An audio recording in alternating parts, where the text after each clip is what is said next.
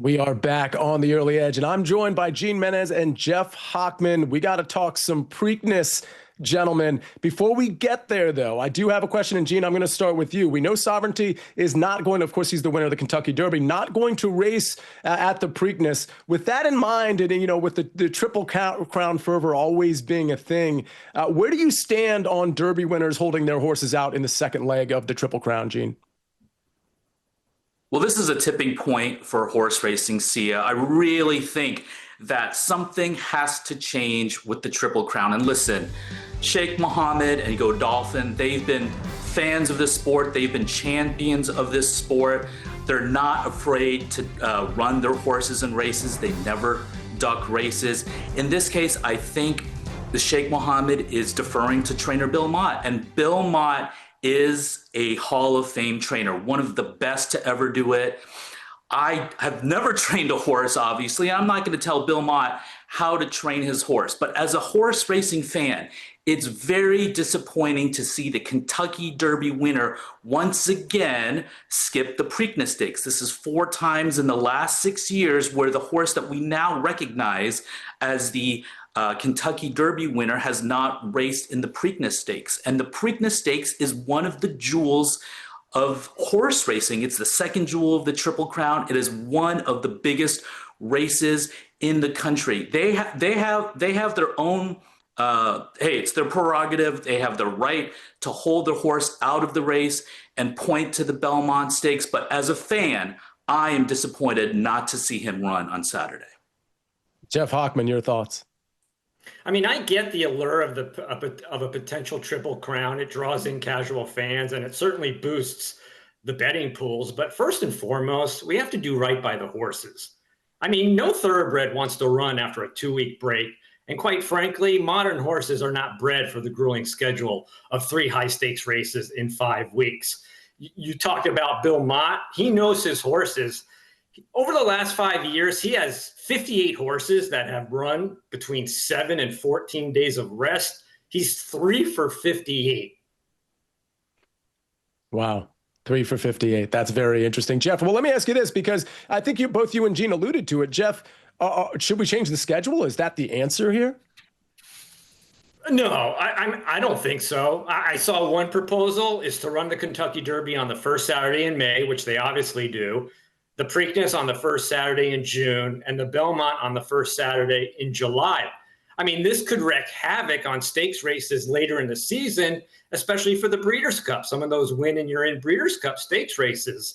The Triple Crown races are operated by different organizations with competing interests. Also, the difficulty of the format is what makes the Triple Crown so prestigious.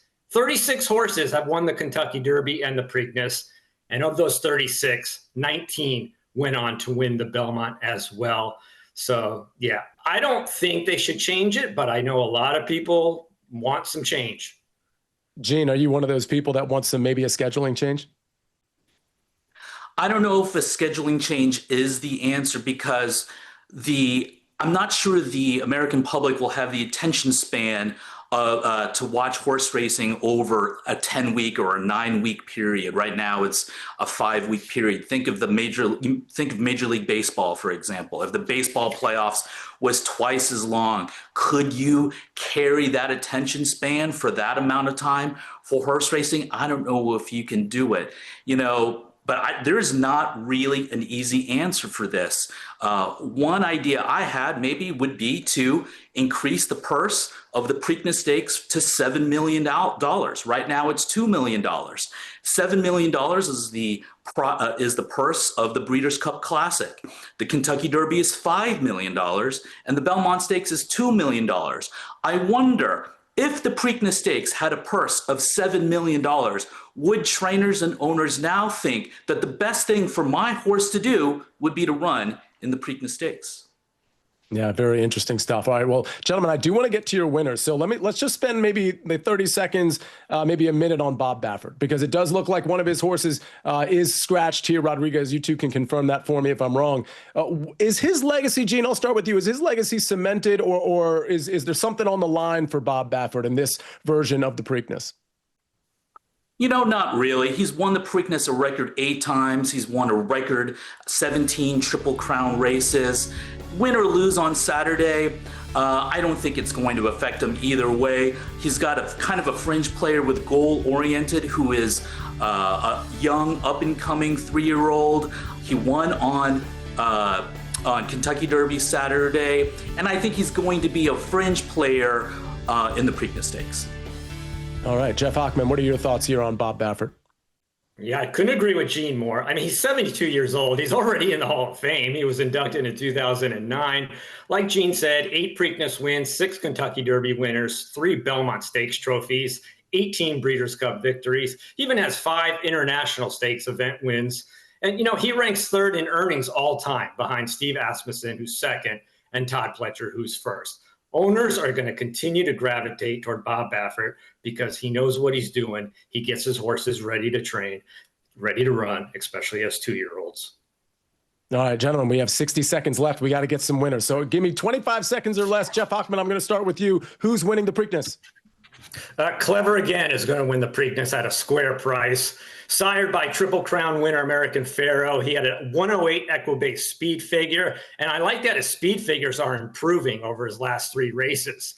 He had a really sharp workout, 5 furlongs in a minute 4, lightly raced, highly promising at a square price. I like him to win in place. That's without even seeing the post positions later tonight. And one quick thing on the post positions, keep an eye on who draws number 6.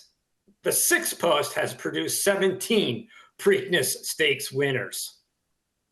Wow, very interesting. Gene, you got 15 seconds to give me a winner. I love Jeff's pick on Clever Again. He's definitely the horse to bet at his odds, but put a gun to my head. The horse to beat is Journalism. The favorite in the Kentucky Derby ran 2nd, ran well in the Kentucky Derby. He'll be the favorite on Saturday. He's the horse to beat. Gene Menez, Jeff Hochman, such great stuff from you, as usual, as it relates to horse racing and so many other things. Thanks for joining us on the show. Ladies and gentlemen, you can sometimes catch them on our betting podcast every single Monday through Friday at 10 o'clock. It's The Early Edge. You can catch the whole universe of SportsLine people out there. So check it out, and we'll see you next time on The Early Edge.